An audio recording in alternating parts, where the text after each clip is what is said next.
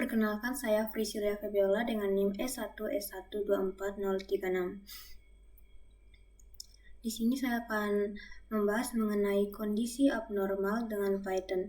Adapun materi yang akan saya bahas yaitu yang pertama pengertian exception, yang kedua manfaat dari exception, dan yang ketiga contoh kasus dari manfaat exception. Oke, langsung saja masuk ke materi yang pertama, pengertian exception.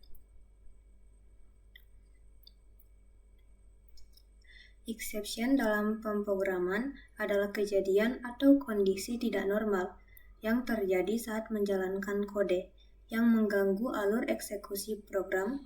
Exception biasanya menunjukkan adanya kesalahan atau situasi tak terduga, seperti misalnya pembagian dengan nol, akses ke file yang tidak ada, atau input yang tidak valid.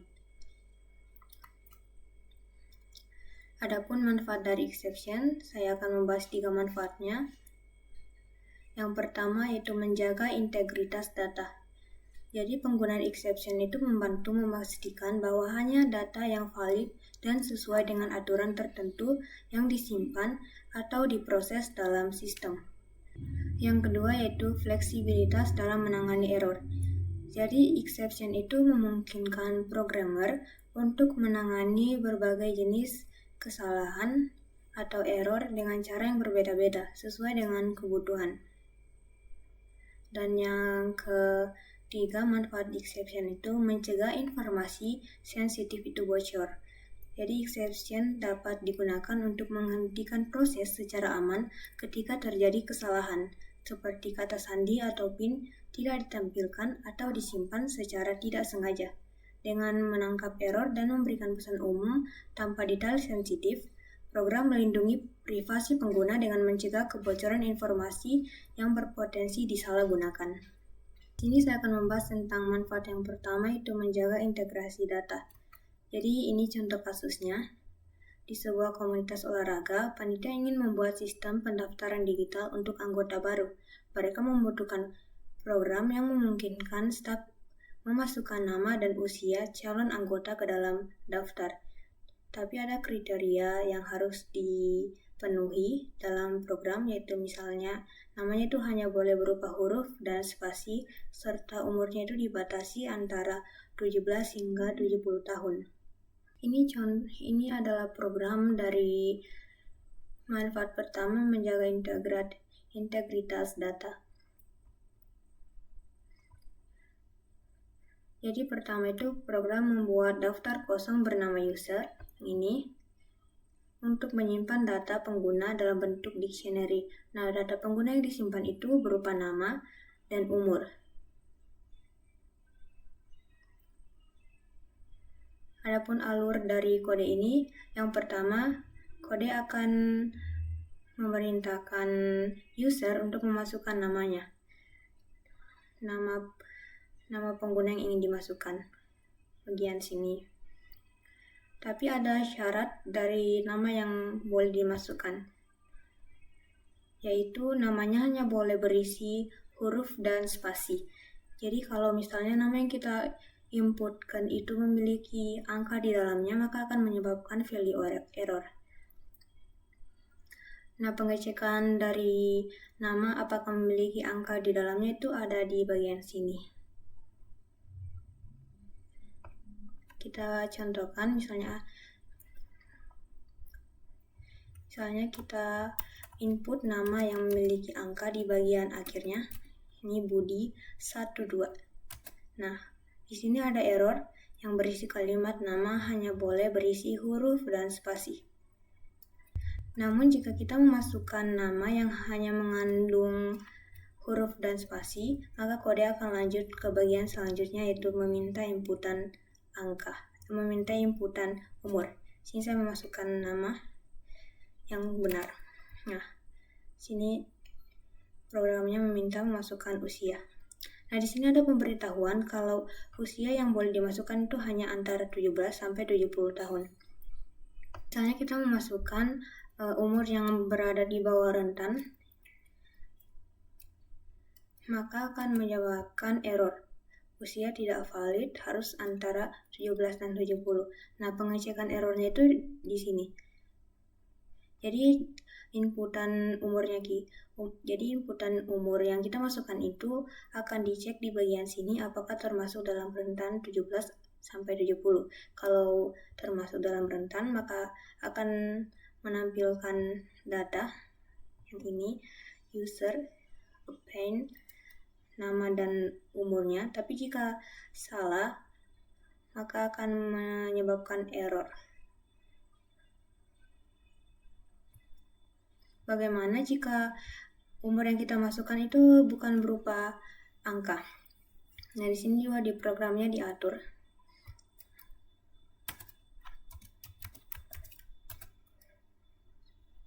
Saya akan coba masukkan umur yang bukan berupa angka. Saya masukkan misalnya A, B, AH.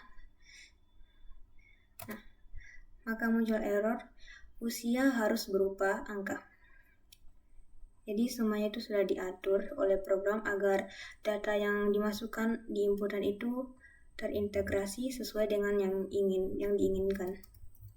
Kalau kita memasukkan nama dan umur yang benar sesuai dengan rentan, maka akan menghasilkan tampilan di terminal seperti ini. Daftar pengguna, ada namanya atas nama Budi dan umurnya 17. Itu di kodenya itu bisa dilihat di bagian sini.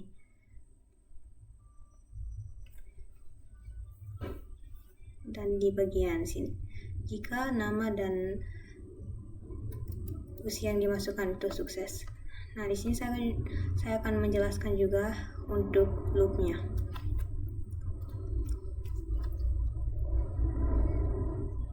Jadi program ini berjalan dengan loop while true yang terus memanggil add user untuk memasukkan data pengguna baru. Jadi bisa memasukkan beberapa data pengguna. Setelah setiap entry, pengguna ditanya tambahkan pengguna lagi, yang jawabannya itu tersedia ya atau tidak di bagian sini. Jika kita memilih ya, maka loop akan mengulang lagi, kita mengisi nama dan umur lagi. Tapi jika kita menjawab tidak, maka loop akan berhenti dan program akan berhenti. Oke, mungkin itu penjelasan untuk manfaat yang pertama. Saya lanjut ke materi manfaat yang kedua. Jadi manfaat yang kedua itu fleksibilitas data dalam menangani error. Nah, ini contoh kasusnya. Jadi di sebuah toko ingin merekam jumlah apel dalam sehari yang dibeli oleh pelanggan. Program yang diminta itu jumlah apel harus berupa angka. Dan jika inputannya salah, maka pengguna membatalkan proses. Nah, proses menangani error ini bersifatnya itu fleksibel. Dan pelanggan juga bisa memasukkan beberapa jumlah apel secara berulang. Ini adalah program dari manfaat kedua, fleksibilitas dalam menangani error. Jadi pertama itu program melakukan inisialisasi. Jadi program membuat variabel total item sama dengan 0 yang berguna untuk menyimpan jumlah total apel yang dimasukkan selama program berjalan. Jadi nanti inputan dari sini, inputan jumlah apel akan disimpan di variabel ini. Adapun alurnya itu yang pertama, program meminta user menginput jumlah apel yang dibeli oleh pelanggan.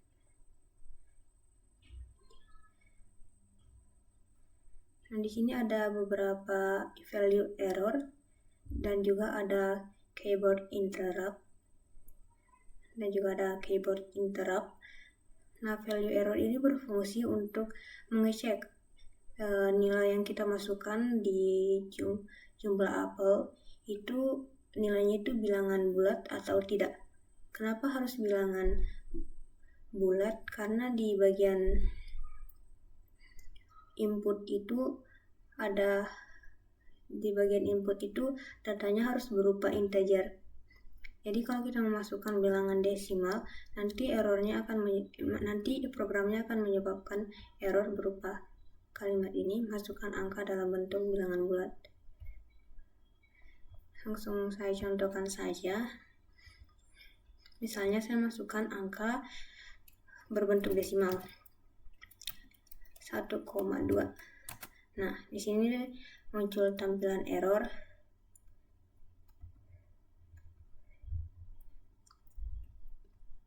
Masukkan angka dalam bentuk bilangan bulat. Jadi user itu disuruh untuk memasukkan dalam bentuk bilangan bulat. Jika jumlah apel yang dimasukkan oleh user itu sudah benar dalam bentuk bilangan bulat, maka nanti programnya akan masuk ke bagian sini, print total apel saat ini, yang memunculkan kalimat total apel saat ini di terminal, dan juga akan menghitung total keseluruhan apel dalam sehari. Total keseluruhan penjualan apel dalam sehari. Saya contohkan, misalnya saya masukkan jumlah apelnya itu ada 3. Nah, sini muncul tampilan jumlah barang yang dimasukkan ada 3 dan total apel saat ini hanya ada 3 karena ini adalah inputan pertama.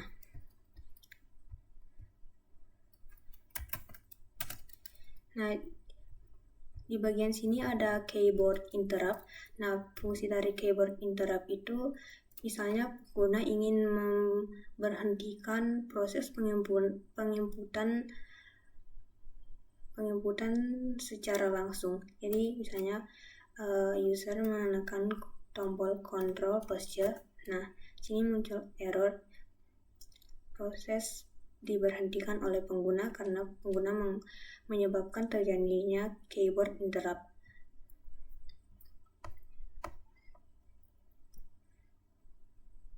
Di bagian sini ini berisi loop, sama seperti yang pertama itu loop while true. Jadi dicek jika nilainya itu -1, nah -1 itu diambil dari sini. Jika kita melakukan keyboard interrupt, jika -1 maka akan terjadi break, jadi programnya itu langsung berhenti. Tapi jika bukan -1, maka akan masuk ke bagian ini, total item yang menampilkan berapa jumlah inputan apel yang kita masukkan, dan juga perhitungan total keseluruhan apel.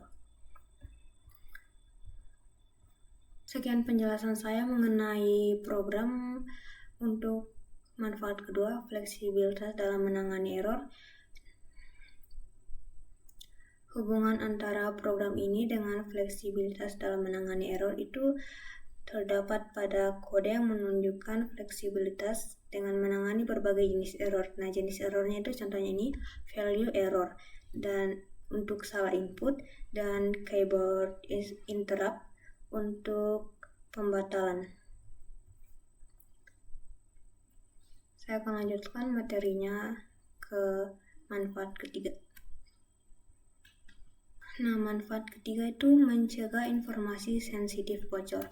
Ini contoh kasusnya.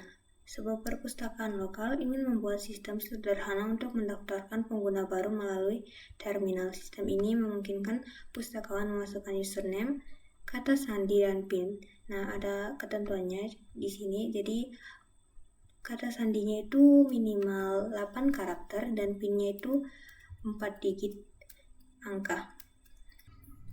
Ini program untuk manfaat ketiga, yaitu mencegah informasi sensitif bocor. Jadi yang pertama itu program membuat daftar kosong yang ditambahkan user untuk menyimpan data pengguna. Nah, data pengguna yang disimpan itu terdiri dari username, password, dan PIN. Nah, alur kerja dari program ini yang pertama, program meminta user untuk memasukkan username-nya. Setelah itu nantinya program akan meminta memasukkan password. Nah, di sini ada pemberitahuan sebelum memasukkan password. Pemberitahuannya itu kata sandi harus minimal 8 karakter.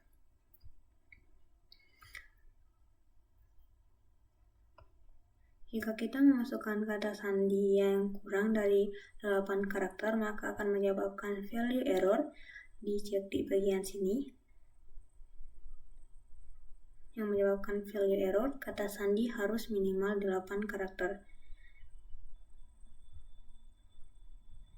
Jika password yang kita masukkan sudah benar, maka program selanjutnya akan meminta inputan berupa PIN. Nah, di sini juga sebelum memasukkan PIN ada pemberitahuan PIN harus berupa 4 digit angka. Nah, jika kita memasukkan kurang atau lebih dari 4 digit angka, atau misalkan kita memasukkan bukan angka tapi huruf, maka akan diperiksa di bagian sini. Ini di sini untuk memeriksa apakah PIN yang kita masukkan itu sudah 4 digit angka atau tidak. Nah, jika kita memasukkan mulai dari username, password, dan PIN, itu semuanya benar, tidak ada yang value error, maka akan menghasilkan tampilan seperti ini di terminal. Autentikasi berhasil, kemudian akan ditampilkan data mulai dari username, password, dan PIN. Di sini saya akan memberikan contoh jika saya memasukkan username, password, dan PIN yang benar.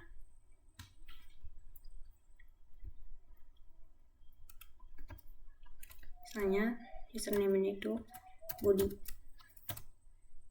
kata sandinya itu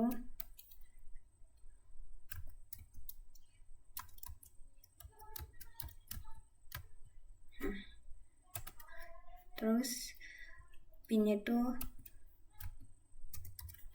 benar, sudah 4 angka. Nah, di sini tampilannya autentikasi berhasil dan tidak tampilkan daftar data penggunanya.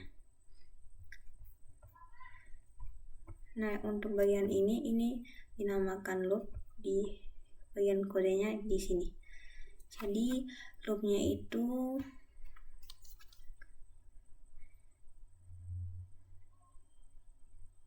programnya itu berjalan dengan loop while true.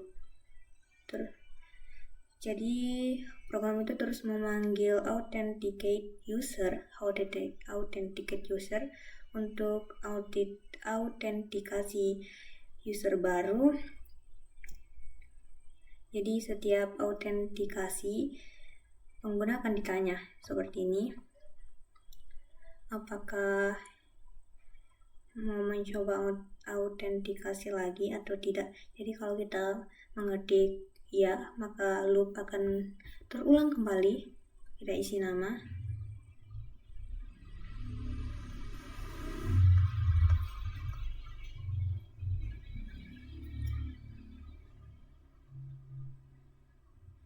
Jika kita ketik ya, maka loop akan terulang kembali, kita ulang mengisi nama, password, dan PIN. Tapi jika kita mengetik tidak, maka program akan berhenti dan loop akan berhenti juga.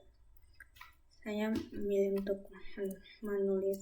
mengetik kata tidak untuk memberhentikan program. Seperti ini.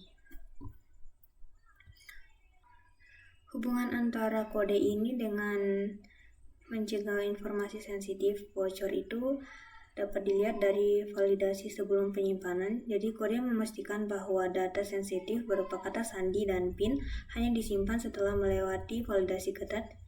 Yang ini semua dari sini validasi ketatnya itu untuk mencegah penyimpanan data yang lemah dan tidak valid dan bisa disalahgunakan. Oke, sekian penjelasan materi saya tentang manfaat yang ketiga, yaitu mencegah informasi sensitif yang bocor.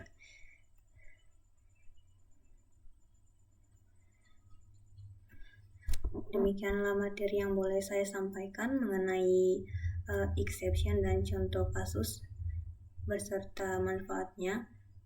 Sekiranya apa yang boleh saya sampaikan dapat bermanfaat.